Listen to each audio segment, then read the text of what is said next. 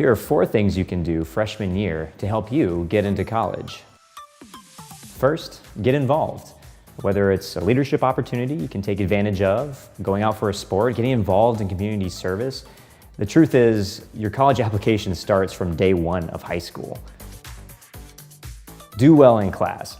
We've all been there in those classes that we're not necessarily interested in, but you don't want to have that blemish on your high school transcript when it becomes time to apply to college.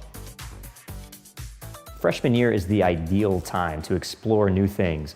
Go out for that play, join a new club, explore a class that you know nothing about. You never know what might stick or what passion you might discover. This may sound simple, but introducing yourself to your counselor is a great first step on your college journey. Your counselor is instrumental in helping you pick a college and get into the college of your dreams.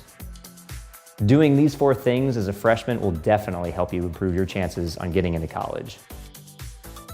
If you like this video, be sure to subscribe and use the comment section to give us ideas to use for future videos.